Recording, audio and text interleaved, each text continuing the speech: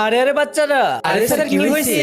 তোমরা সবাই কি ওই নিউজটা শুনছো নাকি? কোন নিউজটা স্যার? আরে তোমরা এখনো দেখো না, দাও দেখাচ্ছি। বাংলাদেশে বর্তমানে ময়লা আবর্জনা পরিষ্কার করা এক ধরনের ভূত এসেছে। আরে আরে স্যার, এই ভূতটা আমাদের এখানে আসলে তো আমরা সব কাজ করে রাখবানি ওকে দিয়ে। আরে বাচ্চারা, ভূতটা তো পরিষ্কার করে, কিন্তু পরিষ্কার করার পরে যে তাকে পরিষ্কার করতে বলে তাকে তারা পরে মেরে ফেলে। আরে স্যার কোনো সমস্যা নেই। আরে বাচ্চারা এখনই ক্লাসে চলে আসবে, তোমরা থাকো, আমি চলে গেলাম। আরে বাচ্চারা তোমরা বলো, আমি কি তোমাদের স্কুল পরিষ্কার করব?